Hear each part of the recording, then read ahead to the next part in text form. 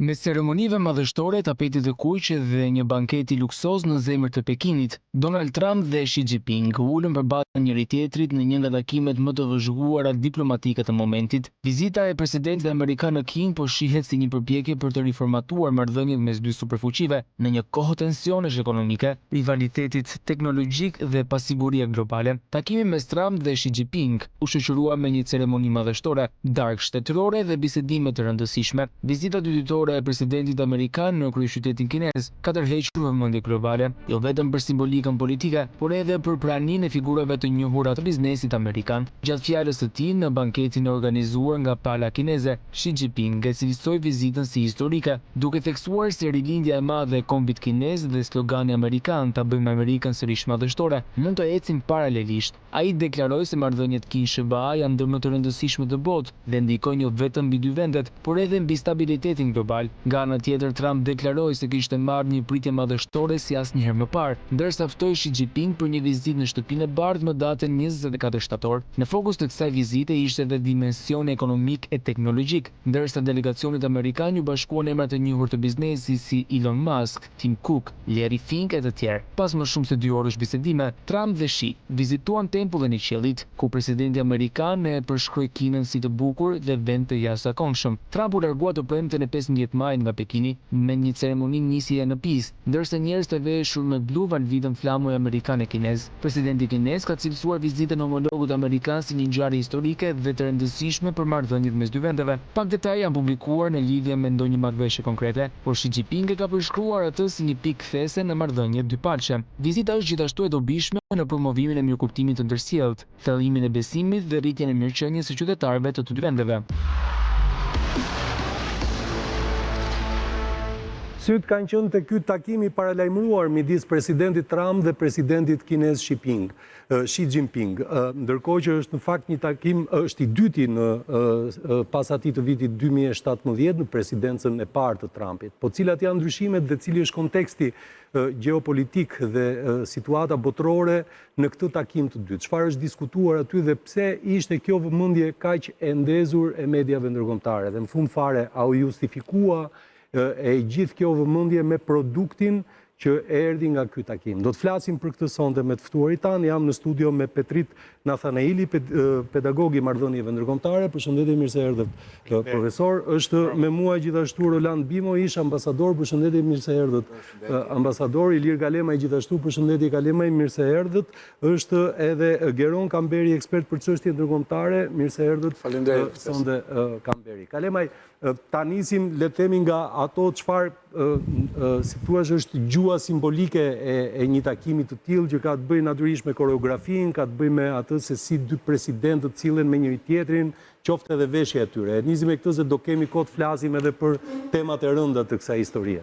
Këta janë dy presidentë që njohin shumë njëri tjetrin. Në fakt ju referuat vizitave shtetërore, kur thatë 2017 tani. Natyrisht ata kanë pasur dhe një takime të tjera, edhe përpara inviti, ku kanë diskutuar çështje të ndjeshme si fentanili e tjerë. Ndërkohë që vinte ky takim, jo vetëm se dy persona që njohin njëri tjetrin relativisht mirë për gjatë gjithë kësaj periudhe, por edhe me stafet e tyre, të cilat natyrisht i kanë përgatitur shumë mirë për këtë takim protokollar, por natyrisht dhe shumë substancial për sa i përket çështjeve që ishin në diskutim.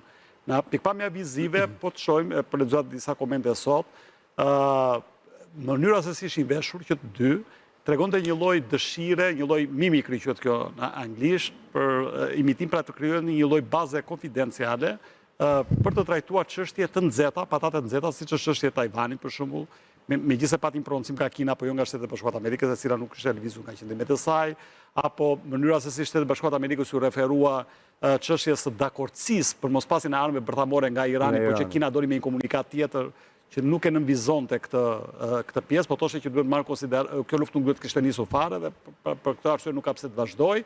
Dhe nga ana tjetër, çështja e armës bërthamore që natyrisht nuk është shtruar asnjëherë as në traktatin e parë, është një çështje që duhet të zgjidhet me sy palë duke marrë në konsiderat shqetësimet që ato kanë.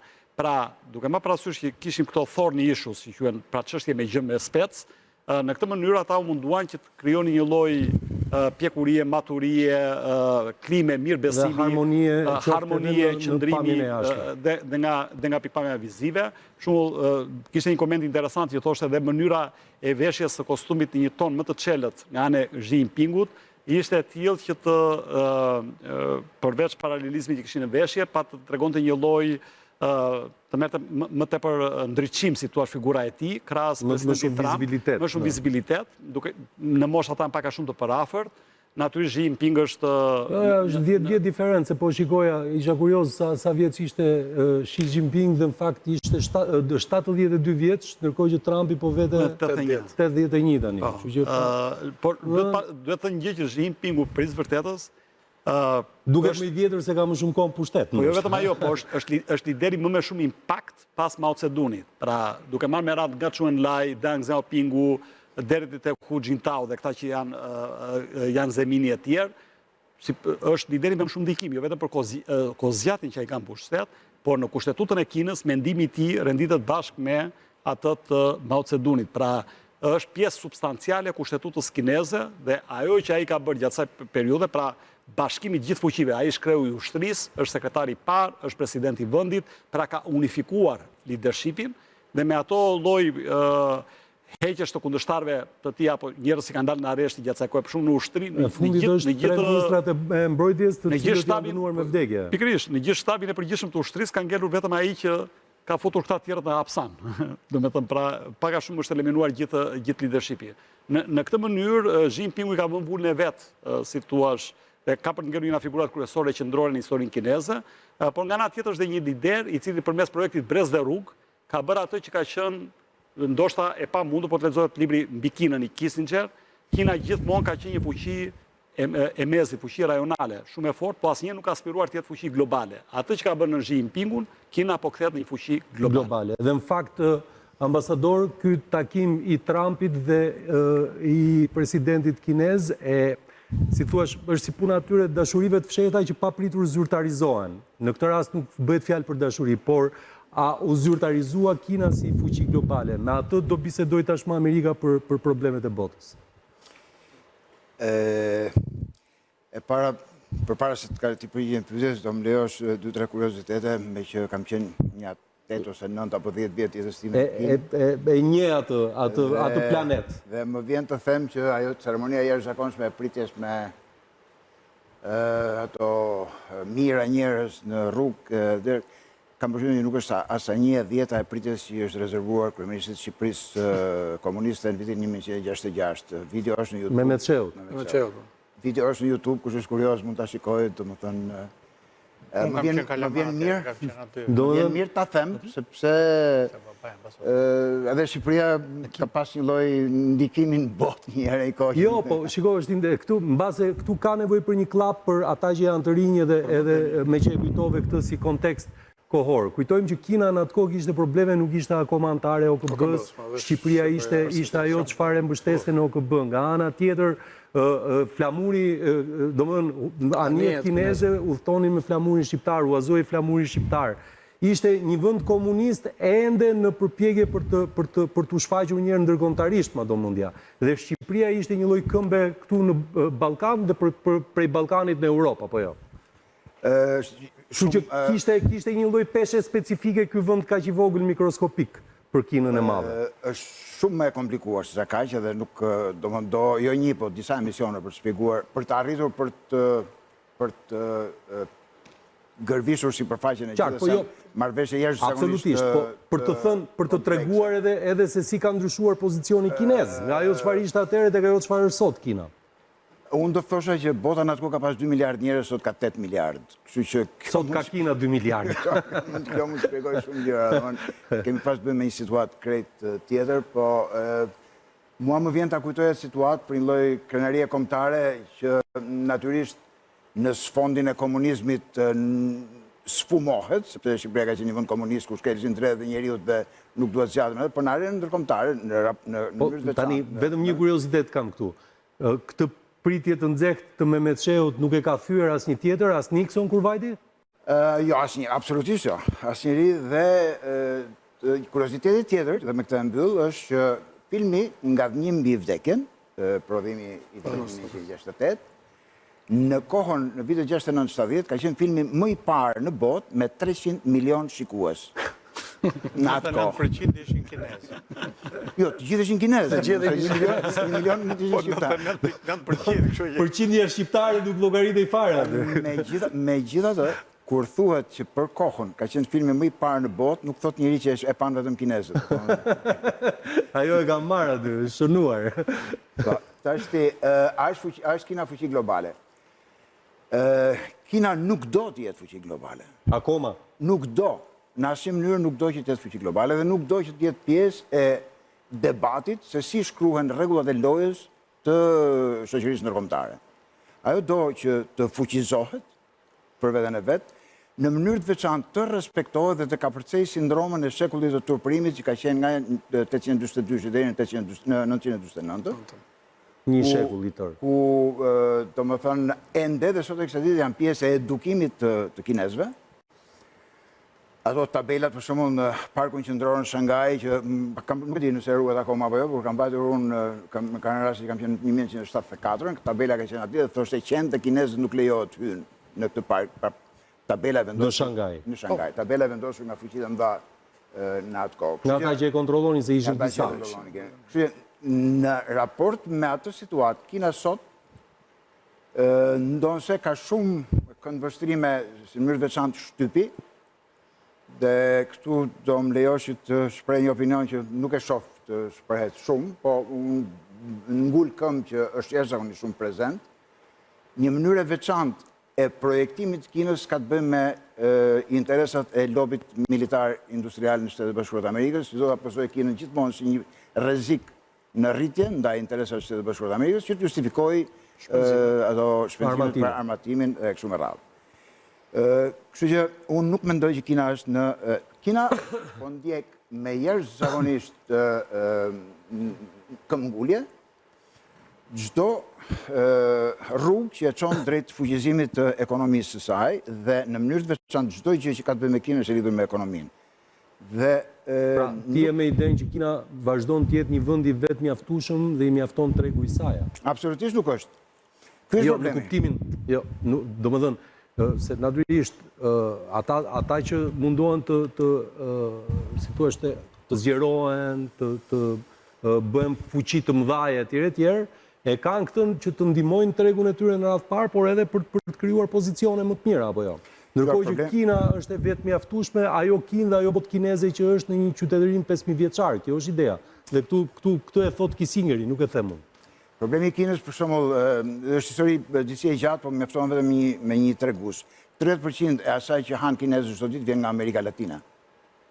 Kjo mund të japë një pamje se sa e varur është Kina nga marrëdhëniet me jashtë. Dhe nëse është sot manufaktura e botës, me rreth 1/3 e prodhimit përgjithshëm botëror prodhohet sot në Kinë, prodhon më shumë se Gjermania, Japonia, Korea e Jugut dhe disa vende të tjera të marrës së bashku. Por ama ky prodhim nuk konsumohet nga kinezët, ky prodhim shkon dhe konsumohet jashtë, kështu që në momentin kur rrugët tregtare të detrave kontrollohen nga dikush tjetër, Kina është në një pozitë jashtëzakonisht vulnerabël, të zbuluar ndaj blokadave dhe në këtë mënyrë nuk tenton të jetë violinë e parë në botë, po tenton të navigojë në situatë që krijohen dhe nuk e sfidon Shtetet Bashkuara të Amerikës nga këtë rol, sepse nuk e luan dot, edhe sikur të dojë, edhe për shkak të fuqisë ekonomike, po edhe për shkak të mentalitetit që kanë kinezët në raport me marrëdhëniet ndërkombëtare. Dhe është jashtëzakonisht shumë kuriozitet që atë kurthin e Tukididit në këtë takim e përmendi presidenti kinez dhe jo ai amerikan. Ndërkohë që në gjithë të mënyrë të projektuarit të Kinës si një superfuqi në ardhje, ka një kontrapunkt jashtëzakonisht interesant, që të gjitha perandorit që kanë sunduar botën në këto 4-500 vjet të fundit kanë qenë evropiane, ka qenë një mentalitet. Ajo është asiatike, ajo është një mentalitet disi ndryshe nga mënyra.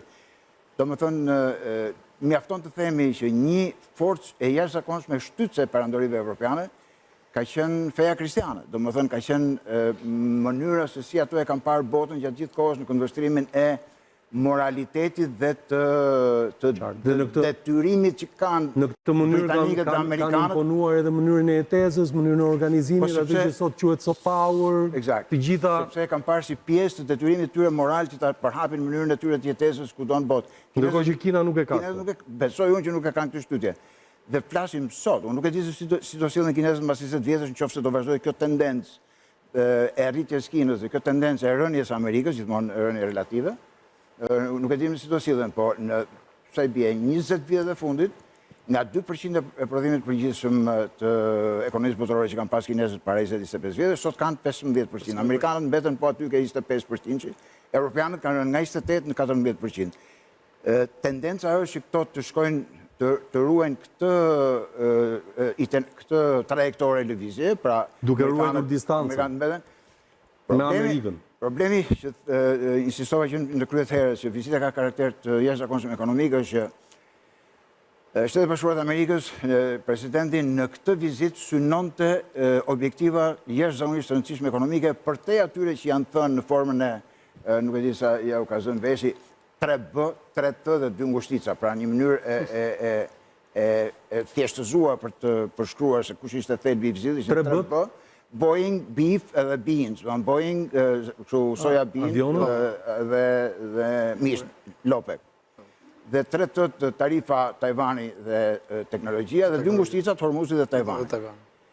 Këtu pastaj fillojnë dhe sanksionet, sepse një javë përpara se të zhvillohesh vizita, kinezët kanë bërë një gjë të paparë në historinë e marrëdhënieve midis dy vendeve, kanë deklaruar se nuk do të zbatojnë sanksionet amerikane për bankat kineze që financojnë rafineritë e naftës që përpunojnë naftën që vjen nga Irani.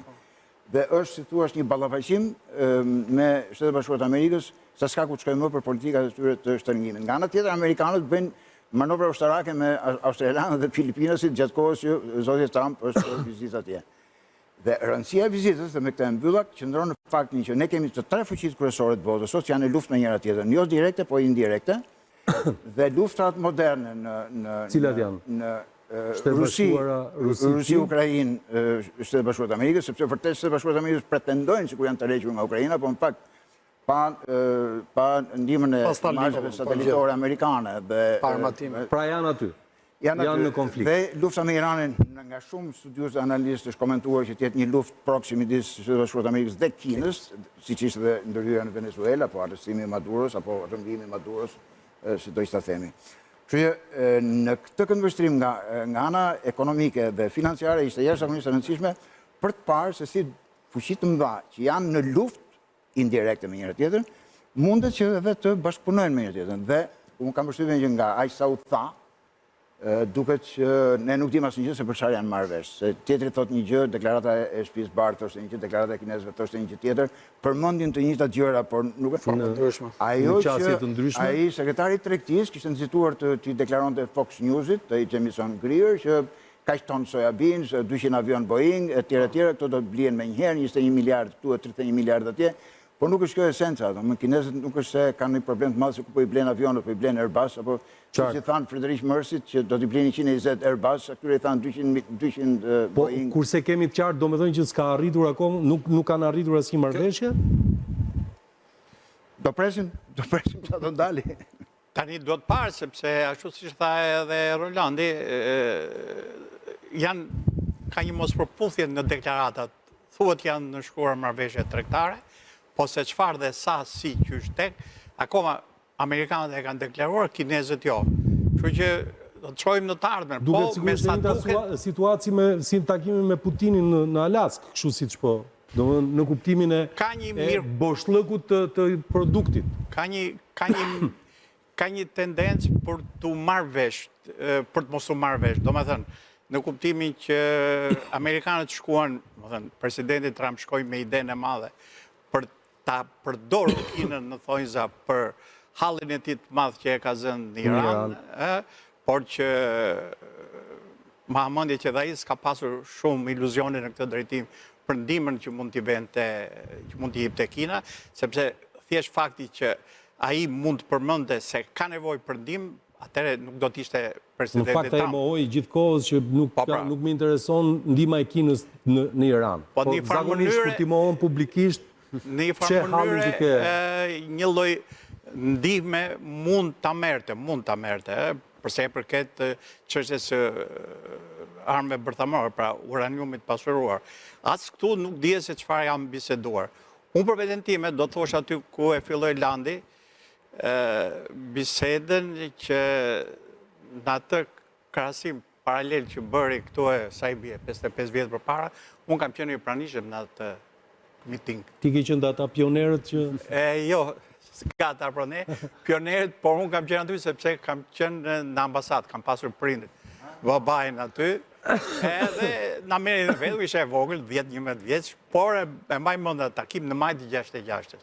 Kështu që është e vërtetë ajo që thot Rolandi për atë takim madhështor, por për të vazhduar në drejtim të mentalitetit politik dhe kulturor të kinezëve. Shikoni, Kina ka dhe është e vërtetë ajo që u tha që i mungon dëshira për të luajtur një rol të dukshëm global. Jo se nuk e duan dhe do të vi shpejt koha që ndoshta do të duket më shumë, por Kina historikisht, kinezët kanë një mentalitet shumë të kujdesshëm. Mjafton në mënyrë simbolike të përmendim murin e madh kinez. Është ideja e mbrojtjes. Pra ata nuk kanë bërë politika ekspansioniste historikisht. Dogjën flotë. Po pra. Në që s'ta duhet më, jemi këtu brenda. E para. E dyta, përveç Tajvanit që ata pretendojnë si të tyren, si të pjesë e teritorit kinez, ata nuk kanë bërë lufta ekspansive jashtë, në krahasim me fuqitë e tjera, përfshi këtu Amerikën dhe për të mos përmendur fuqitë evropiane. Kështu që mentaliteti i kulturës tyre politike nuk i bën akoma, i mban, si thua, të kujdesshëm në atë pozitën që kanë. Ka një gjë, pastaj, që ata nuk dorojnë të hysh në punë të brendshme, ti thuash se çfarë duhet bërë, çfarë nuk duhet bërë.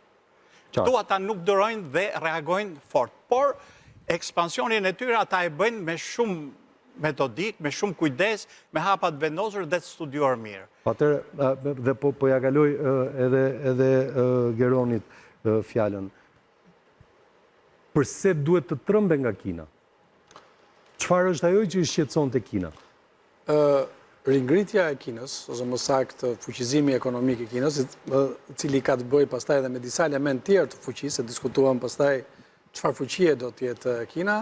Në teorinë e marrëdhënieve ndërkombëtare, ambasadori profesor Petrik e Djedhe Iliri janë tre elementë që përcaktojnë fuqinë e një shteti për të luajtur rol në politikën ndërkombëtare.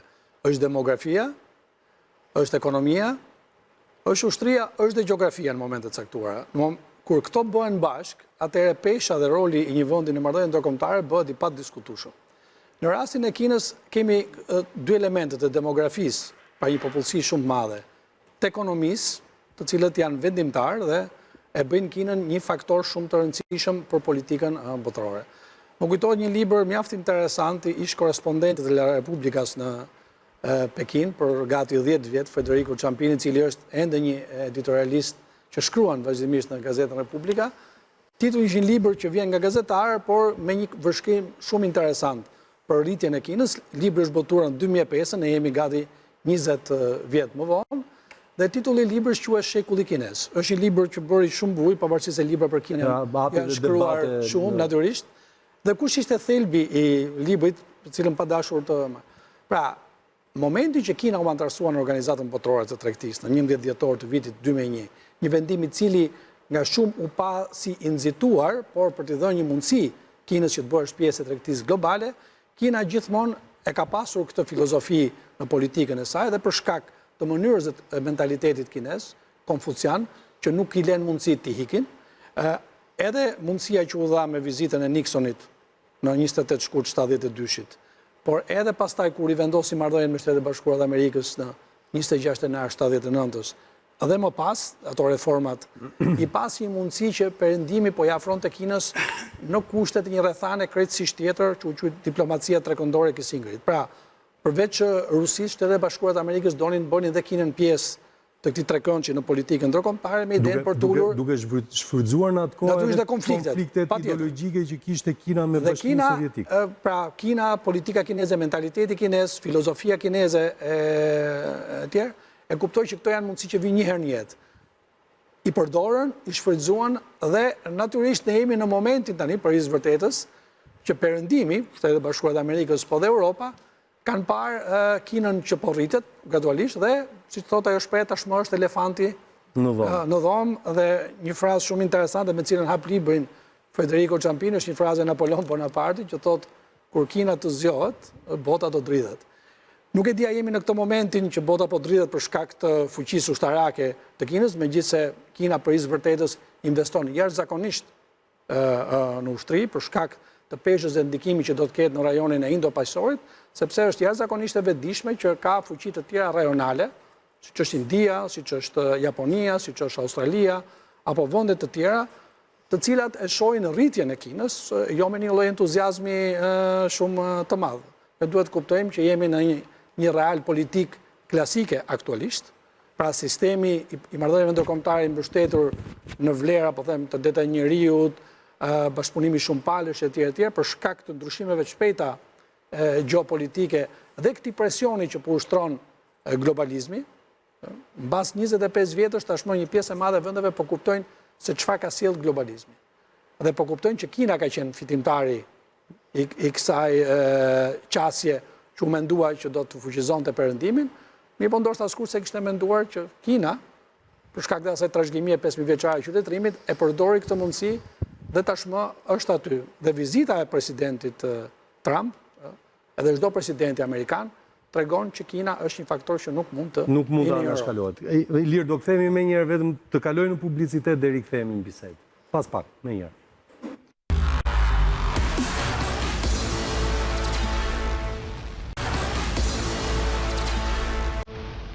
Në zemër të Pekinit, larg kamerave dhe mes protokollit të kujdesshëm kinez, çështja e Iranit është ndërruar në një nga temat më sensitive të takimit mes Donald Trump dhe Xi Jinping, ndërsa dy lidera zhvilluan bisedime në kompleksin sekret të Zhongnanhanit. Lufta në linjën e mesme, rreziku bërthamor dhe tensionet në ngushticën e Hormuzit dominuan diskutimet mes Washingtonit dhe Pekinit. Sipas mediave kineze, mësohet se presidenti amerikan është shprehur se pret që ky konflikt të marrë fund. Ne mendojmë shumë të ngjashëm, apo jo? Ne duam që kjo të marrë fund. Ne nuk duam që ata të zotërojnë një armë bërthamore. Ne duam që ngushtica të mbetet të hapur, po e mbyllim tani, ata e mbyllën, pastaj ne e mbyllim, po ne duam që ngushtica të mbetet të hapur. Komentet e Trump vinë në një kohë kur administrata e tij po përballet me një presion të shkaktuar për shkak të ndikimit ekonomik të konfliktit, sidomos pas rritjes së çmimit të karburanteve dhe pasigurisë në tregje globale të energjisë. Pas nisjes drejt Pekinit, Trump kishte deklaruar se SBA-ja nuk ka nevojë për ndihmën e Kinës për Iranin, por gjatë bisedimeve me Xi Jinping, retorika u shfaq më e koordinuar. Nga ana tjetër, kujtojmë se Pekini ka ruajtur marrëdhënie të afërta me Teheranin gjatë konfliktit, duke vazhduar importin e naftës iraniane dhe duke kritikuar publikisht veprimet amerikane në rajon. Megjithatë, Kina duket e interesuar të shmangë një destabilizim të madh, që mund të rrezikonte ekonominë globale dhe zinxhirët ndërkombëtar të furnizimit, ndërsa në një intervistë dhënë për Fox News gjatë qëndrimit në Pekin, Trump u shpreh se do të ndihej më mirë nëse Shtetet e Bashkuara do të kishin në duar uraniumin e pasuruar. Do të preferoja ta kisha, do të ndihesha më mirë nëse do ta kisha, por mendoj më shumë për arsye komunikimi se sa për çdo gjë tjetër. Ajo që mund të bëjmë është ta bombardojmë përsëri.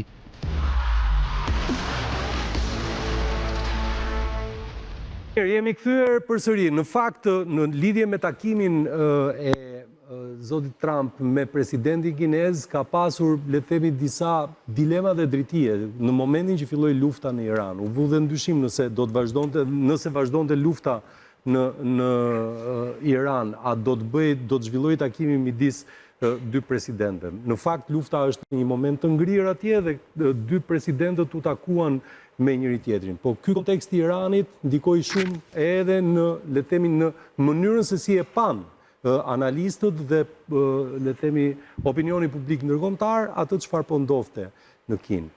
Çfarë arriti Trumpi dhe çfarë fitoi Trumpi nga ky takim? Shiko, shumë interesante sepse po të shikosh 20 vitet e fundit, po të pjosësh 100 geostrategjistat më të shtyuar të botës temi, se si duket bota, po kush është sfidanti kryesor gjeopolitik i Shtetit Bashkuar të Amerikës, një zëri ata do thonë është Kina, pa diskutim. Pra ky nuk është një bisedë e cila ka filluar 2 vitet e fundit, 5 vitet e fundit, dekadën e fundit.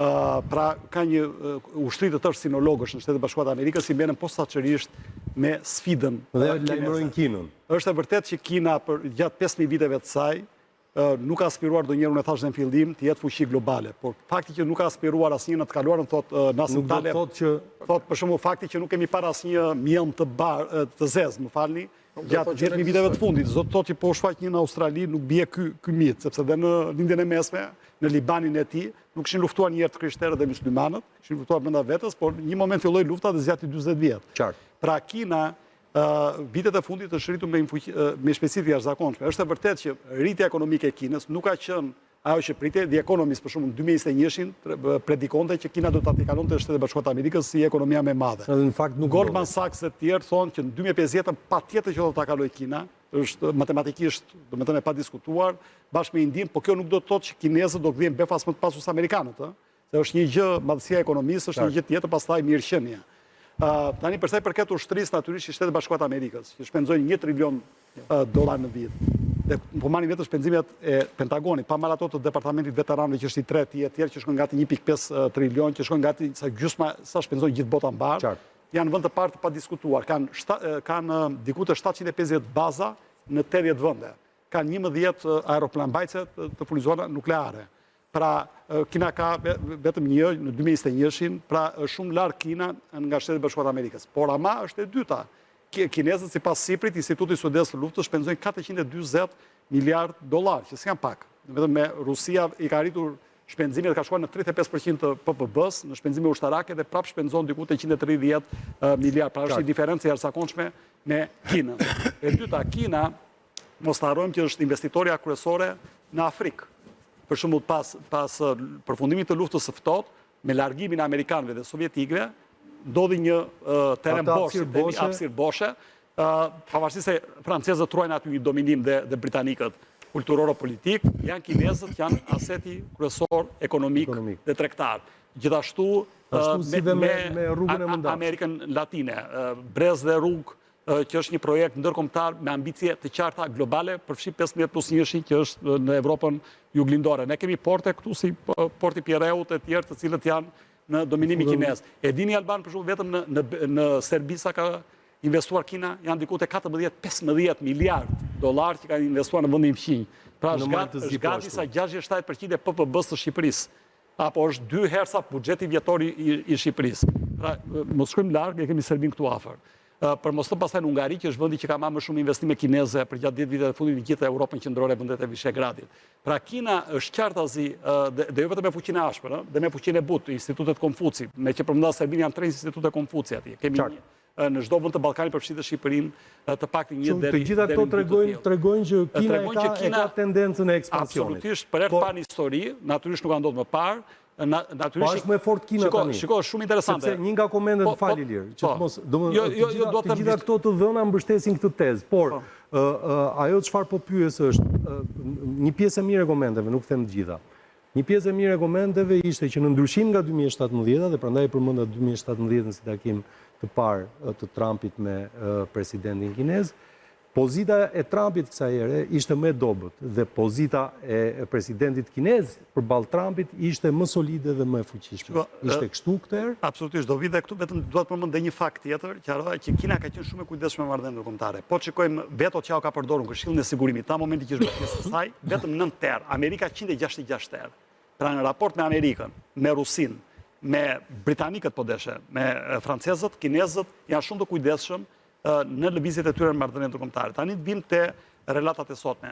Natyrisht, kur flasim për marrëdhënie ndërkombëtare, siç thot Kanzestein Putna me të tjerë, është një lojë që luhet në 2 nivele.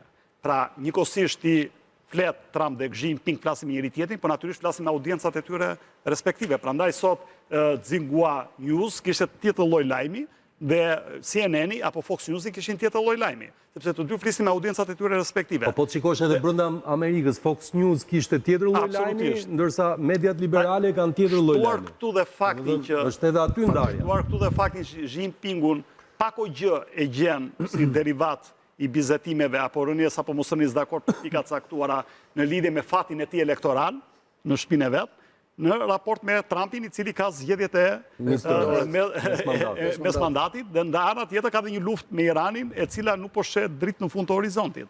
Pra duke ma parasysh atë që sillte me vetë Trumpin në valigjen e vetë, pra nevojën për një ndërmjetësim kinez për sa i përket çështjes së Iranit, duke ma parasysh faktin që ka varësi nga mineralet e ralla ku Kina kontrollon 70% të tregut global, dhe këtu kontrollon vetëm për sa i përket nxjerrjes së tyre, sepse kontrollon e tregjet e Birmanisë, Myanmarit, pra vendeve përreth, përveç manifakturimit dhe prodhimit të tyre, natyrisht që dhe kinezët kanë nevojë në amerikanë për mikrochipat e sofistikuar e tjerë, pra është një varësi e dyfisht, siç është çështja e dollarit e tjerë. Por Shtetet Bashkuara të Amerikës kanë këto konsiderata që shkojnë edhe konsideratat elektorale, që shkojnë edhe me kritikat që mund të përmballet presidenti Trump në shtëpi, edhe me opozitën politike që ai ka aty, edhe me çështjen e Iranit që është një patate e nxehtë. Pra duke patur gjithë këto parasysh, edhe me presionin që i vjen nga manjatët që ai kishte marrë me vete, pra Masku, Tim Cooku e tjerë të cilët e shoqëronin në takimin që ai po zhvillonte, natyrisht që ishte një pozitë më të vështirë të themi në raport me atë që do dilte si derivati i këtyre marrëveshjeve të mundshme apo jo. Po megjithatë, në dy çështje i pam që ishin të palëvizshme. Çështja e deficitit. Jo, flas në këto që kanë bënë me konfliktet. Domethënë, në qoftë se Kina në lidhje me Iranin nuk ishte ashtu siç tha Trumpi, nga ana tjetër, kur erdhi puna tek Tajvani, nuk është se Trumpi çdoi, ishte po në të njëjtin pozicion që ka qenë për Tajvanin. Këtu nuk lëvizin amerikanë. Po pra, tek pozita e tyre në raport me Tajvanin. Madje bëhet fjalë për një shitje të jashtëzakonshme armësh. Kinezët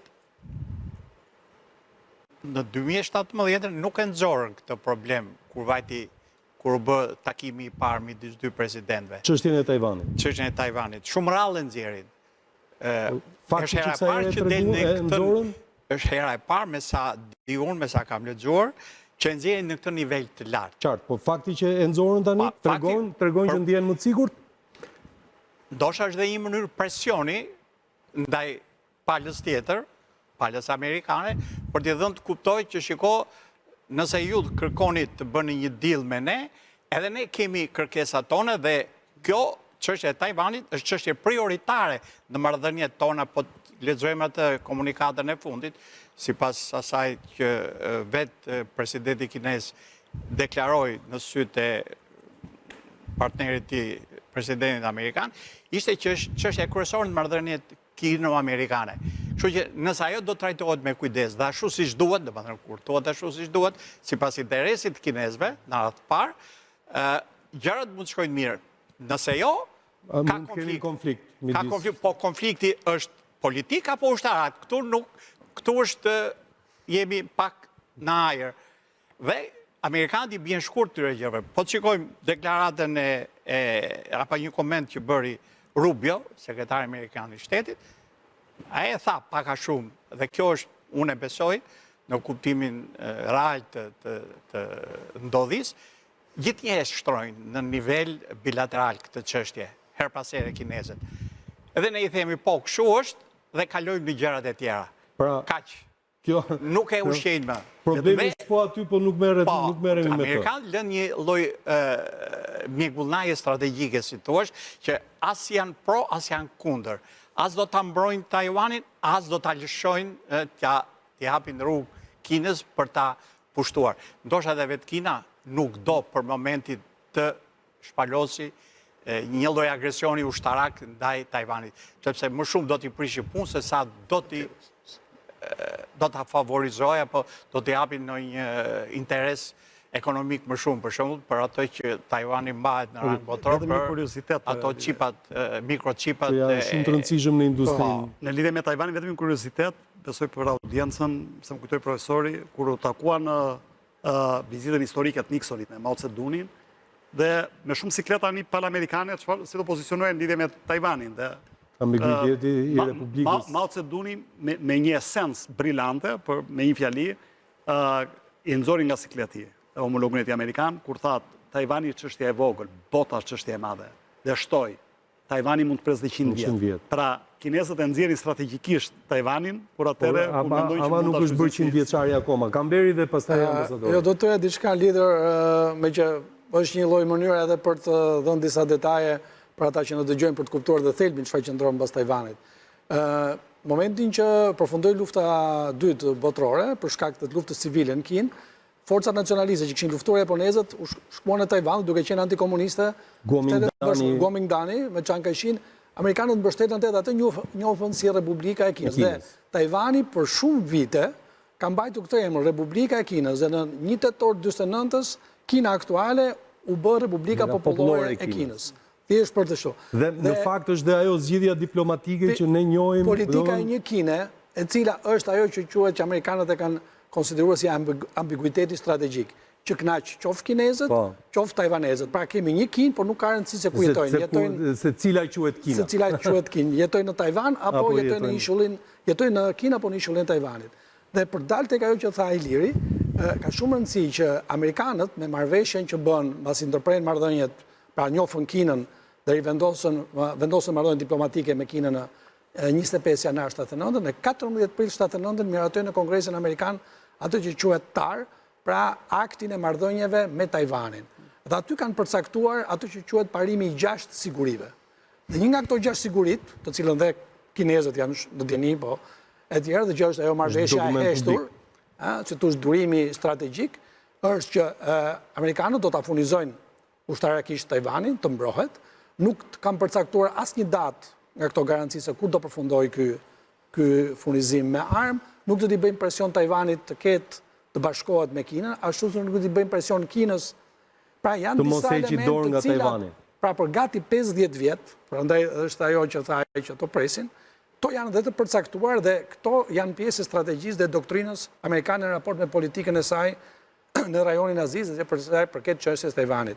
Dhe në çdo takim që bëhet, qoftë me liderët kinez apo qoftë në forma tjera, të dy palët janë shumë të qarta se çfarë kërkojnë nga çështja e Tajvanit. E vetmja gjë që ndodhi që ishte re, është që presidenti Trump për të lehtësuar atmosferën e vizitës, e ndaloi Kongresin që të miratonte një paketë gati 13 miliard dollar për furnizimin me armë. Pra, si thua, kanë rënë dakord për të mos rënë dakord në raport me Tajvanin në këtë pikë. Po çfarë ndodh ambasador me Iranin pas takimit? Ajo që mendojnë duhet sjellë si kontribut në debat është fakti që nga 1972 kur është rënë dakord komunikata e Shangajit, me fjalë tjera, do më pak më afër, edhe unë të perifrazuar do e them se nuk e më mend eksakt, po është diçka në linjat që të dy anët e ngushticës së Tajvanit mendojnë që ka vetëm një Kinë dhe Amerika është dakord me këtë, diçka e kësaj natyre, pra me që janë dakord kinezët jemi gjithë dakord. Që nga ajo kohë veç, Tajvani ka qenë gjithmonë plaga e hapur që sa herë që është dashur amerikanëve të sfidojnë Republikën Popullore të Kinës apo legitimitetin e Partisë Komuniste në Kinë e tjera kanë bërë një veprim këtu dhe një veprim më tutje për të sfiduar kufit e kësaj politike, siç ishte vizita e kryetares Kongresit të Shtetet Bashkuara të Amerikës Nancy Pelosi nga viti 2021 apo 2022 që u konsiderua një provokacion, një shkallë shumë të lartë nga ana e kinezëve dhe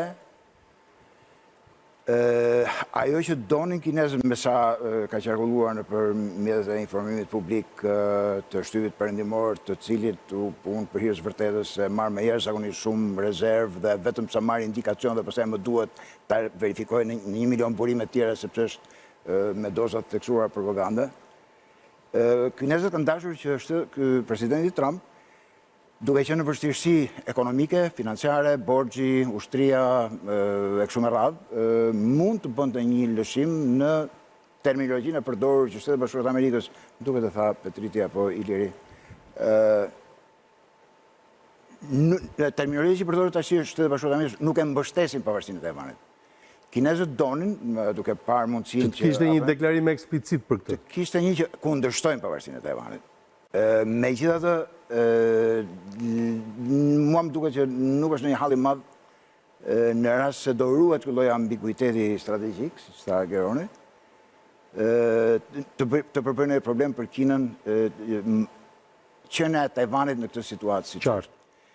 Për sa kohë janë rreth 100 avion nisën vetëm nga Shanghai që shkojnë në Taipei ditë për ditë dhe me $100 miliarda të investuar. Qarkulluar nga njëri krahun tjetër. Si lëvizin Kjo është e mbyllur. Po është njësoj si dikush thoshte, nëse pretendohet që Tajvani nuk është shtet, është iluzion, që Tajvani është shtet. Ka parti, qeveri, president, republikën, legislative, ekzekutive, gjitha me radhë, pavarur nga Kina fare. Pra praktikisht është shtet. Nuk është i njohur nga shumica e vendeve të Bashkisë Ndërkombëtare, por është shtet. Ashtu sikurse dhe është fakt që kinezëve nuk i bën shumë merak se çfarë sistemi kanë në Tajvan, që boll që të kenë zhvillime ekonomike me njëri tjetrin. Irani. Përsëri dhe në rastin e Iranit, ajo që më vjen të them... Jo, pyetja është çfarë ndodh tani? Mund të kemi një përshkallëzim nga e para atje? Mund të ketë një... Përshkallëzimi se lidhje me Kinën? Mund të... Jo, do më thënë, patëm një ngrirje të konfliktit, u bë takimi. Tani, pas kësaj, do ketë një përshkallëzim, një akselerim, apo do të vazhdoj kjo histori e këtij konfliktit të ngrirë për atje? Tash po më lejohet 2 minuta vetëm të kaloj në një plan pak më abstrakt të një gjëje që ka të bëjë me Amerika, që se nisa ta thosh, Amerika e 1972-shit nuk është Amerika 2026-s. Janë 2 akte ligjore, vendimet gjykatës, 97-s dhe 2010-s, që e kanë nxjerrë nga shinat e Alex Tocqueville dhe nga shinat e demokracisë shtetin amerikan në mënyrë themelore ku paraja blen pushtetin, nuk është më populli amerikan që blen pushtetin. Dhe kjo është një diferencë esenciale, më vjen të them në raport me Kinën, ku si pasojë e globalizmit fitoi 800 milion kinezë që dolën nga varfëria, si pasojë e globalizmit, jo se Shtetet e Bashkuara të Amerikës nuk kanë fituar aq shumë para, po i ka marrë gjitha Elon Musku me Jeff Bezosin dhe i kanë lënë amerikanët e thjeshtë që nuk pa para. Kështu që thellimi pa barazisë. Thellimi pa barazisë për shkak të politikave të qëllimshme ekonomike që janë ndjekur nga Shtetet e Bashkuara të Amerikës në vitet 80-85 dhe që zoti aktual presidenti i Shtetit të Bashkuara të Amerikës po mundohet ti ndryshoj, po deri tani nuk era dalë dot. Pyetja juaj ka të bëjë me çfarë ndodhi me Iranin. Në rast se ajo që thuhet pronësia e korporatave ndaj Shtetit Amerikan është në atë mas sa që interesat e tyre nuk do donin që të vazhdonte lufta, po donin që të pushonte lufta, në raport edhe me lobin militar industrial, nuk do të ketë në të lufte. Në rast se do të ndjekim logjikën me cilën po arsyetojmë deri tani të interesave të shteteve nacional, do të kemi luftë përsëri. Do të rifilloj lufta. Do të filloj bombardimet prapë. Geron? Në raport me Iranin, unë besoj që vizita e presidentit Trump ndoshta synonte të provonte ose të testonte një valvull kontrolli në raport me të ardhmen e konfliktit në Iran, sepse ne e dim tashmë dhe kjo nuk është një fakt i panjohur që rezistenca e Iranit për veçanërisht pas sulmeve të 28 shkurtit, kapacitetet e tij raketore, po, patjetër, edhe në këtë pikë edhe Shtetet e Bashkuara të Amerikës dhe shërbimet e saj inteligjente kanë qenë jashtëzakonisht të informuara. Është një fakt shumë mjaft interesant ishte kur para disa ditësh një artikull në New York Times publikonte një raport të shërbimeve inteligjente amerikane, e cila bënte fjalë që kapacitetet ushtarake të Iranit ishin ende të forta, pavarësisht sulmeve nuk kishin arritur të prodhonin dhe nga 33 baza që shtriheshin përgjatë ngushticës Hormuzit, 30 prej tyre ishin aktive janë akoma në gjendje dhe mund të reaktivizoheshin menjëherë. Kështu që në këtë pikë pamja besoj që presidenti Trump nëpërmjet kësaj vizite po bën edhe një vlerësim të situatës.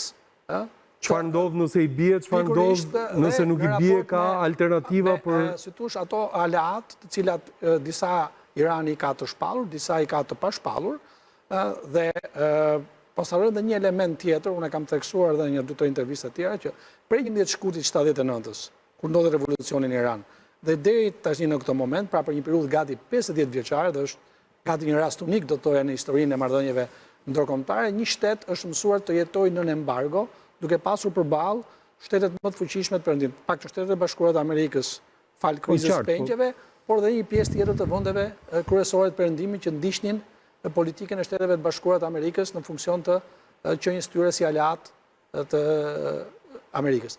Pra, për këtë arsye, Irani është mësuar ka krijuar një lloj gjendje që për të përshtatur dhe për të reaguar, dhe kjo e bën në momentet caktuar të paparashikueshëm shkallën e reagimit dhe kujdesin për të sulmuar. Tani, kur vim tek çështja e Hormuzit, paktën kështu është deklaruar, se ndodh vërtet, juve mund ta dini më mirë. Po për hapjen e Hormuzit është më interesuar Kina se sa vet Amerika. Kështu që në këtë lloj kuptimi, domethënë presioni kinez mund të jetë aty pavarësisht se nuk pranohet publikisht për ta hapur. Jo, e thanë kinezët. Kinezët, po. Kinezët e thanë i Është i hapur për kinezët, po e mbyllin amerikanët në dalje, domethënë se këtu ka ndodhur, ju bllokoni Grykën, e bllokojmë ato që lironi juve. Kështu që Nga 10-15 që kalojnë një kapin amerikanët. Kështu që po prap, kjo çmimi rritet gjithsesi. Varësia, më thënë, në këtë koncept krijon ato varësitë asimetrike strategjike. Kina besoj është duke menduar dhe për rrugë të tjera. Për rrugë të tjera të Edhe përse përket burimeve energjetike brenda në Kinë, sidomos të energjisë gjelbër dhe të energjisë bërthamore, aktualisht Kina është duke ndërtuar 14 termocentrale bërthamore. Megjithatë vazhdon të jetë konsumatori më i madh edhe i lëngut. I naftës, po, është 90% të naftës i Iranit Kina e merr, afërsisht. Paktën kështu thonë. Por, për mendimin tim, do ketë as do ketë luftë është çik vështirë, sidomos të futesh në mendjen e presidentit amerikan për të thënë se do bëhet kështu ose është çik shumë është bazë i rrezikshëm. Kazino shumë e vështirë, është një pothuajse e pamundur. Kështu që nuk marr guximin të them do ketë apo s'do ketë luftë. E mbështesin as se mbështesin, pse u futën luftë? Ishin të interesuar, ishte kundër interesave, të paktën ekonomike. Trumpi, për mendimin tim, doqi këshillet e kryeministrit izraelit. Arab viktim e joshjes dhe edhe për një ego personale që ai priqi marrëveshjen e 2015-s, është autori kryesor që e hodhi poshtë, ajo marrëveshje kishte të metat e veta, nuk është se por ishte një marrëveshje që lindte situatën në një statu quo që gjithsesi Iranit i jepte mundësi fshehurazi, siç po e tregon tani. Ata e kanë jetike armën bërthamore, pra pasurimin. Mos sot nes ata do ta bëjnë, është një lloj policie sigurimi për regjimin e Iranit. Kështu që nuk heqin dorë. Tani puna është çdo bëjnë amerikanët. Trumpi e tha, unë nuk do të heq dorë derisa të marr. Për mua arma bërthamore është e pa negociueshme. Por, zgjidhja për mendimin tim do të jetë kur të biri regjimi iranian. Atëherë merr fund kjo punë. Megjithatë, edhe këtu ka një pikë pyetje të madhe, s'dihet se regjimet e tjera politik do ndjekin sepse ata kanë vërtet 450 kg të pasuruar. Të pasuruar do të thotë që është gati me pak punë për të prodhuar bomba. Për qëllime ushtarake. Po, për qëllime ushtarake. Kështu që nuk besoj se heqin dorë kollaj. Dhe kjo është një pikpyetje e madhe për të ardhmen. Se çdo të ndodhi, është çike vështirë. Kur palët shkojnë për diskutuar para negociatave, të dy kishin pritshmëri. Qofse pritshmëria kineze ishte që amerikanët bënin një deklaratë në mos kundër Tajvanit, paktën për ngrirjen e këtij arsenalit të madh ushtarak që i kanë premtuar dhe që përkohësisht e kanë ngrirë nga dhjetori. Pritshmëria natyrisht për palën amerikane ishte që të merrnin një premtim kinez që minimalisht nuk do vazhdonin të furnizonin me raketa Iranin. Ka një bilanc që është bërë në vend të asaj që tha Geroni, që Irani gjatë kohës së pushimit të shfrytëzoi për të nxjerrë nga shpellat raketat që kishte pa përdorur dhe ka 55-60% të arsenalit raketor që kishte para se të niste lufta. Dhe këto raketa në numër të shumtë që janë kërcënuese edhe për Izraelin, sepse nuk ka arrin dot ajo buroja e hekur të përballojë një valë kaq të madhe godice, aq më tepër për Dubajin apo për vendet rreth e qartë, të cilat kanë qenë dhe viktimat kryesore të sulmeve iraniane gjatë kësaj periudhe. Kështu që ky ishte një nga kërcënimet. Për sa i përket Kinës pastaj, natyrisht Kina 80% të importeve të saj merr nga ngushtitë e Malakës. Kjo është shumë e rëndësishme për Kinën dhe që natyrisht nuk ka lidhje me krizën e Iranit. Po është e vërtetë ajo që thotë profesori që 90% e naftës Kinës vjen nga Irani.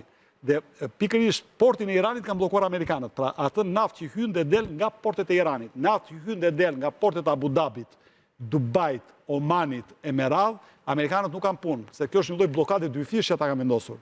Bllokade dyfish ka të bëjë tani se kush do lëshoj i pari territor. Pra iranianët në presionin e humbjes së $500 milion në ditë, që me të cilin mbajt aparati represiv atje, do kapitullojnë, pra ajatollat, apo thonë iranianët, nga presioni brendshëm në Amerikë, pompa e benzinës, çmimi i naftës, do kapitulloj politika amerikane. Do kapitulloj amerikanët dhe këtu është pastaj luftë e nervave që natyrisht bëhet në skenën globale. Tani Kina natyrisht që ka interes akoma më shumë se Amerika. Amerika është fuqi eksportuese neto, Kina është fuqi importuese neto e naftës. Do zhvilloj energji alternative Kina, ky është një bazë i armës.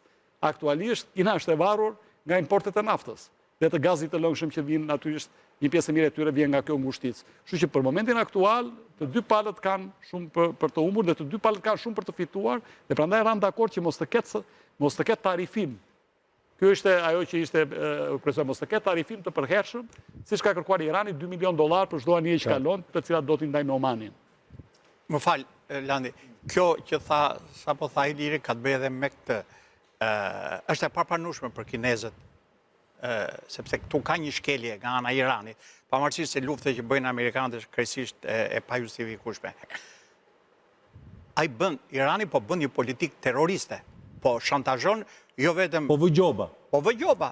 Është një pirat që ka vënë grykën e pushës apo topit aty dhe i shantazhon, do të thuash kundër përgjigja, e bën për të mbrojtur interesat e tij jetike. Po e bën në mënyrë terroriste, agresive, e papranueshme. Në shkelje edhe të ligjeve ndërkombëtare edhe të drejtave tregtare Kështu që në këtë kuptim kinezët janë kundër kësaj, se deri ku mund të shkojnë? Është për tu parë. Pimo.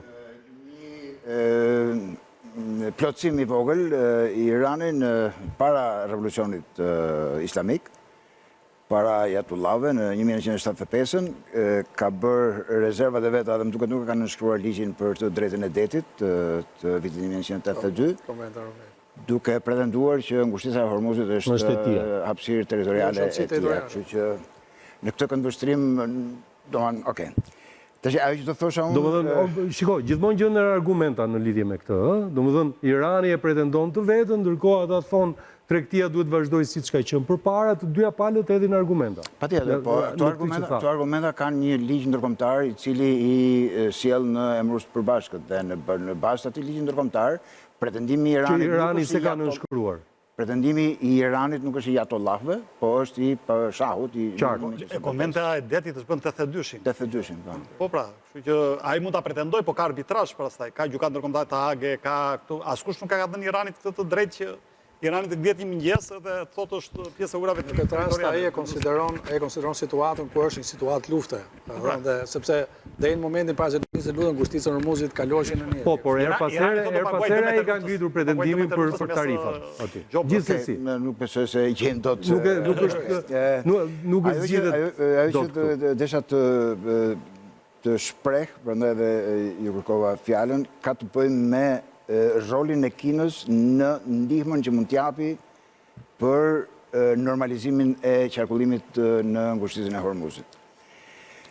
E gjithë situata ndërkombëtare është jashtëzakonisht e ndërthurur me interesa sikurse është në Ukrainë, sikurse është në ngushticën e Malakës, ngushticën e Hormuzit, ngushticën e Tajvanit e kudo. Për sa kohë në Shtetet e Bashkuara të Amerikës është në fuqi doktrina e zotit Wes Mitchell mbi sekuencën strategjike se çfarë duhet bëjnë Shtetet e Bashkuara të Amerikës që të ruajnë pozitën e tyre të hegemonisë në botë. Të merren njëherë me Rusinë, pastaj me Iranin dhe pastaj të përshtulen Kinës. Në këtë këndvështrim, ajo që mund të fitojnë kinezët nga normalizimi i Iranit apo i lëvizjes në ngushticën e Hormuzit, është shumë herë më e dëmshme se sa ajo që mendojnë kinezët mund të pësojnë që është rradha e tyre. Që është rradha e tyre në rast se Irani bie. Në këtë loj kartash dhe kolonash... Edhe kinezëve po thuaj intereson zgjatja e kësaj situate në Iran? Ju intereson më shumë se sa ndryshe. Nuk ju intereson. Por ama intereson më shumë kjo se sa t'i vi rradha atyre. Ju intereson më se sa t'i vi rradha atyre në këtë, sipas kësaj doktrinës së Shtetet e Bashkuara të Amerikës për të ruajtur hegemoninë e tyre në botë, se si është rradha e punës. Ka dhe një gjë këtu. Një Rusi, një Iran, pastaj Kinë. Për ta vazhduar këtu ku u tha nga parafolësit. Kinës i intereson në radhë të parë të dobësohet Shtetet e Bashkuara të Amerikës. Dhe me këtë luftë që bën, me këtë kompleksje, me këtë ngatërim imbroglio, le ta themi kështu me atë termin e vjetër italian të politikës amerikane në lindjen e mesme, kjo e lidh Amerikën, e dobëson, i ul autoritetin Shteteve të Bashkuara dhe në këtë mënyrë veç se jep argumenta pro Kinës Forcimit dhe dhe pozicionimit kundër saj më Amerikanës. Duhet të thënë dhe një gjë, që diskursi kinez është një double standard. Shkon të bën propagandë në vendet në Afrikë, në Amerikë Latine, dhe thotë, shikoni, Amerikanët bëjnë atë që ne nuk duam ta bëjmë në Tajvan, bëjnë krahasimin. Në fakt, edhe ata të njëjtën politikë bëjnë, kritikojnë Perëndimin, kritikojnë Amerikanët për bazat ushtarake, por vetë kanë hapur bazë ushtarake në Gjibuti, në Afrikë. Të njëjtën politikë ndjekin. Po të shikosh ekspansionin kinez në Afrikë, është shoqëruar me 1001 dinakërira për t'i lidhur kokë e këmbë ngusht dhe për t'i përdorur pasaj politikisht. Diplomacia kurthit borxheve. E njëjta gjë edhe në politikën e rrugëve dhe të tregjeve. Patjetër. Shembulli i dështimit të kësaj politike, jo për Kinën, po për vendet tjera planet, është Sri Lanka. Po të shikoni rastin e Sri Lankës, që morën portin e ish Ceylonit për 99 vjetë, aty shkaktuan katastrofë ekonomike në atë vend të vogël, me atë tarifat larta, me atë detyrim borxhi që i vunë her pas here, sepse nuk arritë do të menaxhonin ashtu siç ishin kushtet e kontratës, dhe e kanë futur në një lag të tillë ngushtësie. Doppio standardi ekziston edhe tek e njëjta politikë që kanë për perëndimorët, po bëjnë dhe kinezët, ne mos kemi iluzion. Pyetja është si e ka parë Rusia gjithë këtë histori të takimit të Trumpit dhe të presidentit kinez. Do flasim pas pak dhe për këtë. Është e trembur ajo për këtë forcim të Kinës, si e shikon veten në një botë e cila mund bëhet bipolare, po ku ajo në fakt është pozicionin e Kinës të viteve 60-70. Publicitet rikthehemi pas pak.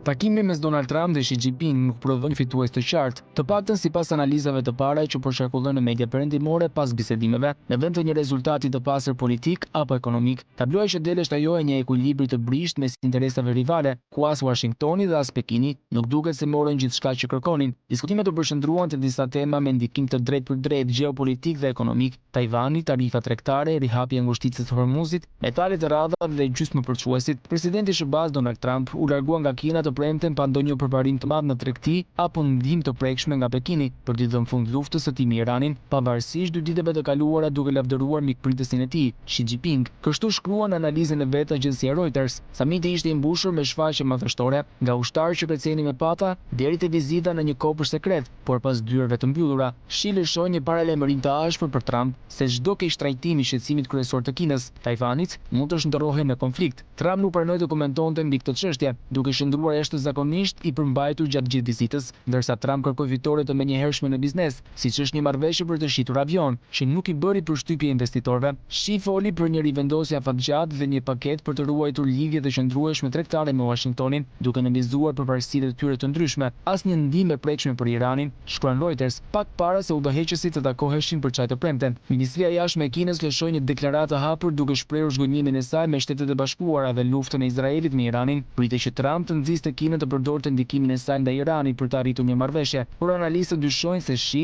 do të jetë i gatshëm të shtyjë fort Teheranin ose t'i jap fund mbështetjes për ushtrinë e tij, duke pasur parasysh vlerën e Iranit për Pekinin si një kundërpesh strategjike ndaj SBA-s. Ishte si një lojë shahu ajo e presidentit amerikan Donald Trump, i cili luajti me homologun e tij kinez Xi Jinping në orët e fundit. Sipas vlerësimeve që ka bërë agjencia italiane Adncrons, dueli ka përfunduar në barazim, pavarësisht se Pekini hyri në këto bisedime nga një pozicion më i fortë, i mbështetur nga rritja e eksporteve. Kinës nuk i intereson një reagim ushtarak në Hormuz. Ndërkohë Trump kërkon mbi të gjitha stabilitet ekonomik, më shumë se sa një rikthim të plotë një politike të ashpër ndërkombëtare. Dy sfidat më urgjente mbetet të inflacioni dhe situata në ngushticën e Hormuzit. Sipas analistëve, ndikimi ekonomik tashmë po ndihet. Të dhënat e fundit të inflacionit në SBA, që kanë arritur në 3.8%, dhe tregojnë se kriza e energjisë po depërton zinxhirët e prodhimit. Nga ana tjetër, ashtu siç Irani përdor naftën si instrument presioni, Kina ka në dispozicion metalet e rradha dhe Tajvanin si leva strategjike. Sipas ekspertëve, një ndërprerje e prodhimit të tij do të kishte pasojë rezultojë më të rënda se çdo krizë energjetike.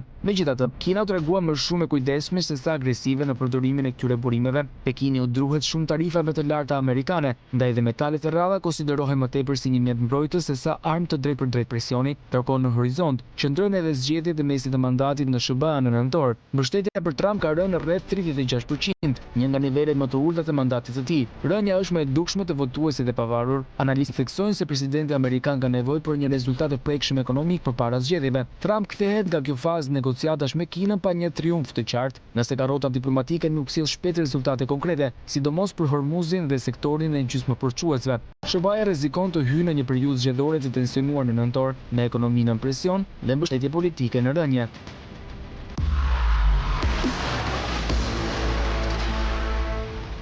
Mirë, jemi në 15 minutat e fundit, 12 minuta për të qenë eksakt të fundit dhe po e nis me ambasador Bimon. Si mendon që e ka parë Rusia atë çfarë ka ndodhur dhe një pozicionim i Kinës si fuqi botërore e cila komunikon edhe për çështje tjera, konflikte të nxehta në përbot me Shtetet Bashkuara, mbetet fuqia vetme që komunikon me Shtetet Bashkuara. Rusia është e ngecur në këtë luftë në Ukrainë dhe gjithmonë më shumë është një fuqi e dobët rajonale. Jo vetëm fuqi rajonale, por e dobët rajonale. Është ekspozuar si e tillë. Po, për çdo rast duhet kemi parasysh që është fuqia më e madhe bërthamore në botë. Kjo është e vërtetë. Dhe nga ana e psikologjisë dhe mentalitetit janë gjithmonë me atë... Nuk janë kinez, janë imperial. Ndoshta jo dhe aq imperial, se sa janë shumë të ndjeshëm ndaj respektit që kërkojnë të tregohet ndaj tyre. Dhe një problem shumë i madh që ka Perëndimi në raportet që krijon me Rusinë dhe me Kinën është që mundohet të shikojnë nga lart. Dhe këtë lloj sindrome Perëndimi akoma nuk e ka kapërcyer.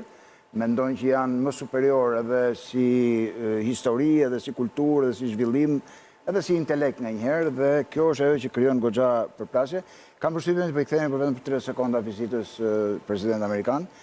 Kam përshtypjen që në këtë këndvështrim ishte goxha sukses që arritën palët të tregonin një lloj respekti reciprok dhe jo ta shikonin njëri tjetrin nga lart poshtë. Rusët më duket që janë shumë të interesuar që kjo gjë të vazhdojë, ndonse mundet kanë edhe ata dëmet e tyre nga mungesa e stabilitetit në atë që quhet barku i butë i Rusisë në jugun e tyre, por sa më shumë amerikanët jenë të përfshirë në një konflikt dhe të rriqet vëmendja e tyre nga hallet e Rusisë, aq më mirë është për ta. Jo, vetëm a ka një shqetësim këtu dhe unë po perifrazoj vëzhgues të ndryshëm që e kanë përdorur pak a shumë të tillë shprehjen, që ariu rus të kthehet në një qen pekinez, në një qenush pekinez? Është ky shqetësim tek rusët? Nuk është shfaqur, duhet të jetë diku në subkonsciencën e tyre. Në mënyrën e të menduarit tyre duhet të jetë, varësia nga Kina sa vjen dhe bëhet më madhe, kështu që nga ana gjeopolitike rusët dhe kinezët nuk do të jenë asnjëherë shokë dhe miq të mirë, do jenë gjithmonë kundërshtar.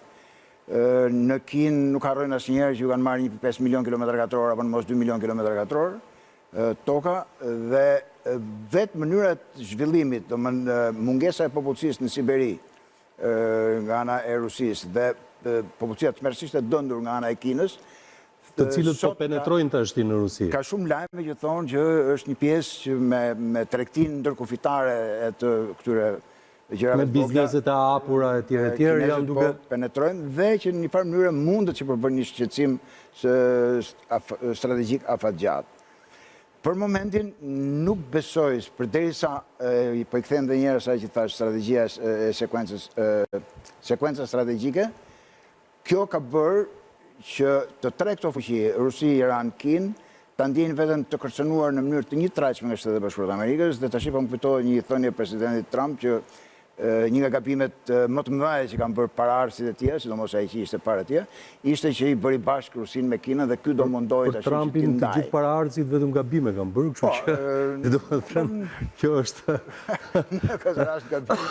në këtë rast gabimi është goxha i matshëm dhe i dukshëm, domethënë se ndoshta në ato që thot presidenti aktual i Shtetit Bashkuar të Amerikës që po të kishte qenë ai në zyrë, nuk do të kishte ndodhur lufta në Ukrainë. Mundet që ka një lloj të drejtë, mund ta kishte trajtuar më ndryshe. Është nga ato gjërat që se vërtetojmë dot. Nuk besoj që sipas atij nuk po të ishte ai as lufta në Irak dhe në Afganistan s'do ishte bërë, po. Po bëri luftën në Iran, u zhyt në Iran. Shprehje popullore, s'po e themi tani. Ja, okay.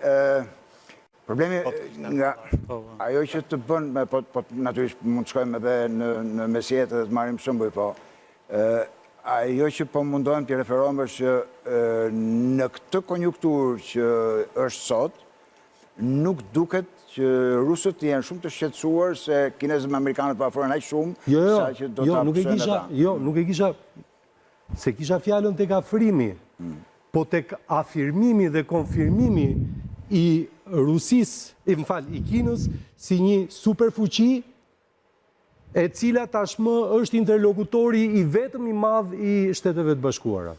Për këtë e kisha. Njësia matëse më mirë se çfarë mendon Kina dhe cila është politika kineze është BRICS-i. Dhe po të lexojmë të gjitha deklarimet publike, fjalimet që janë mbajtur historikisht në mbledhjet e BRICS-it që në kur ka filluar 10-12 vite më përpara, qasja e Kinës është krejt ndryshe, do më thënë, deri dhe tek ai që quhet de-dollarizim, Kina nuk është se është në një aktore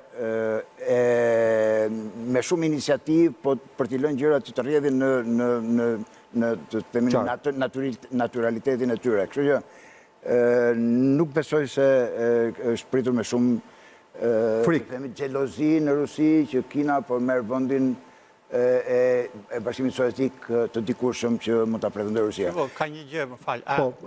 Jo, më njëherë se nuk ka rëndësi radha, tashmë vetëm që jemi afër fundit. Rreziku i Rusisë është gjithmonë, domethënë ajo që ndjejnë ata rrezik është ai i ashtu quajtur barku i butë. Azerbajxhan, Iran, Armeni, në gjitha ato zonë që mund të krijohet destabilitet. Zakonisht studiuesit tani flasin për një lloj lufte të ftohtë, në thonjza midis Kinës dhe Shtetet e Bashkuara. Por ndryshe nga e lufta e ftohtë klasike viteve 60-70, këtu nuk ka një komponent ideologjik siç kishte midis Amerikës dhe Shtetet e Bashkuara. Si është Bashkimi Sovjetik dhe Amerikës. Po, komponenti ideologjik nuk është, por është komponenti gjeopolitik, ekonomik dhe ushtarak.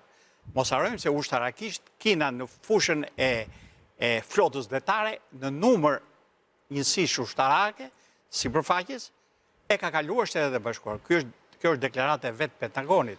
Biles shefi i Marinsave në një deklarat para ca kohësh, tani mund të tjende edhe të stisura, e bëri shumë të rrezikshme fuqizimin ushtarak të Kinës në forcën detare. Ka 3 aeroplan mbajtëse. E fundit është u inauguruan në nëndor, bërthamore me teknologji që kanë dhe Amerikanët. Rusia si është këtë situatë? Shumë brapa. Jo, s'ka asnjë aeroplan mbajtëse, dhe atë që kishte shqetësimi Putinit cili është në këtë moment. Shiko, këtu rivaliteti është me Kinën dhe Shtetet Bashkuara. Për sa i përket forcës ekonomike, forcë ushtarake ka Rusia. Është pa diskutueshëm, në armë klasike dhe në armë bërthamore. Por ato janë më shumë për të bërë zhurmë dhe për të trembur kundërshtarët, sepse edhe të tjerë që kanë shumë më pak armë bërthamore, edhe ata e bëjmë punën. Do t'ju kujtoj një shprehje presidentit francez në vitet 60, De Gaulle, kur erdhi dhe ambasadori sovjetik e kërcënoi në një farë mënyre për dështimin që pati një takimi nivelit midis Bashkimit Sovjetik dhe 3 perëndimorëve. Dhe tha, ne kemi armë, i latë kuptoj që ne kemi armë bërthamore. Shiko, edhe ne kemi, tha. Ndryshimi nuk është shumë i madh. Të gjithë do vdesim një ditë. Kush do mbjetoj? Kështu që, Geron. Jo, thjesht ka një detaj interesant që mund të jetë përkim dhe rastishëm, por që flet shumë. Një muaj përpara, ministri i jashtëm rus Lavrov ishte në Pekin. Dhe bëri disa takime të nivelit të lartë, sepse vizita e presidentit Trump në Kinë ishte e paralajmëruar, ishte për të zhvilluar në mars, po për shkak të konfliktit u spostua në prill dhe sot, këto 2 ditë, ministri i jashtëm rus Lavrov është në Indi, e që edhe për shkak për përgatitur takimin e radhës BRICS-it, por janë 2 lëvizje që tregojnë që Rusia ndjek me vëmendje atë çfarë ndodh në raport me Kinën. Historia e marrëdhënieve të tyre është e përzier, edhe megjithëse kanë qenë aleat ideologjik por gjithsesi ajo çfarë i bashkon, besoj unë, është më e madhe se ajo që i ndan. Dhe pavarësisht raportit që kanë Shtetet e Bashkuara I bashkon fryma, po themi, nuk kemi thjesht në kuptimin, si thua, të ndarjeve që janë sot, jo në kuptimin pejorativ, po fryma antiperëndimore, thënë kështu. Pra, e një blogu të cilin shikojnë si rivalëve të ndërshtarë. Pra, paqja ideale kantiane do të ishte që të gjithë ishin në OKB, edhe të ishin aty, por për sa kohë që kemi BRICS, për sa kohë që kemi BE, për sa kohë që kemi shoqatën e vendeve amerikane, kemi ASEAN, pra gjithë to tregojnë që bota nuk ka arritur ende vetdijen që të jenë afër një tryeze të barabartë mes barabartëve. Dhe nga kjo pikpamje, për ta mbyllur për t'ia në fjalën dhe Ili, do të thoja që Rusia nga ky takim nuk besoj që ndjen në gjykimin tim ndonjë kërcënim të veçantë, aq më tepër ulje të peshës apo rolit saj, sepse presidenti Trump me takimin e Alaskës së vitit kaluar dhe me bisedat e vazhdueshme telefonike që zhvillon me presidentin Putin, tregon që i ka sy tek këto dy aktorë të rëndësishëm të marrëdhënieve ndërkombëtare. Ndoshta s'është kjo tema e këtij debati, por ajo më pëlqen të them një fjalë të ish presidentit Bankës Qendrore Europiane, Mario Draghi, që diu nderuar me çmimin Karl, që tha përballë kësaj situate, ju drejtuar Evropës, ne sot jemi vetëm dhe ne duhet mendojmë për diçka tjetër, por kjo është tema një emisioni tjetër në fakt se si Europa gjendet në gjithë këto lëvizje të reja, që është një debat i madh brenda vetë Bashkimit Evropian tashmë. E thanë dhe paraforcit që në fakt këto janë dy fuqi që kanë pasur shumë ulje ngritje në marrëdhëniet e tyre, dhe ulje ngritje edhe përsa i përket peshës strategjike që kanë pasur secila prej tyre. Mos të harrojmë që Stalini e ka lënë Maun të priste 10 ditë të gjëzdiste rrugëve të Moskës, pa i dhënë mundësinë dhe luksin që ai të kishte një takim me të. Ky gjyshi i Kim Jong-unut merrte Stalinin telefon për orientim strategjik dhe jo Kinën. Por ishte Kina pastaj që krijoi konceptin e botës parë, të dytë dhe të tretë, nga e cila me idenë e udhëheqjes së botës së tretë, dhe nga ai moment deri në ditët që flasim, Kina është rritur proporcionalisht, pra është rritur në mënyrë të njëtrajtshme, ndërkohë që Rusia është dobësuar. Është e vërtetë që Rusia sot përsëri është fuqia kryesore, njëra dy fuqitë kryesore bërthamore në botë. Po aq e vërtetë sa këto janë vetëm deterrent. Pra në momentin që, siç u tha me drejt, në momentin që ti guxon ti përdorësh, atëherë kemi një Armagedon. Nuk kam të humbur dhe të fituar, ka vetëm të vdekur. Natyrisht ato i bashkon fakti, për ta mbyllur me një fjali, fakti që janë të dy fuqi revizioniste, pra nuk duan një botë unipolare drejtuar nga Shtetet e Bashkuara të Amerikës, por kanë pastaj gjithë këto problemet tjera në të ardhmen e afër, problemet e burimeve, problemet e Azisë Qendrore, problemet e Siberisë e tjera, të cilat natyrisht janë probleme shumë më të mëdha që bashkëndajmë njëra tjetrën se sa problemet që secila prej tyre ka me Shtetet e Bashkuara të Amerikës. Okej, ju falenderoj për bisedën, juve që na ndoqët, ne do të rishihemi përsëri të hënën në orën 20:30. Deri atëherë ju uroj një fundjavë të mbar. Mirupafshim.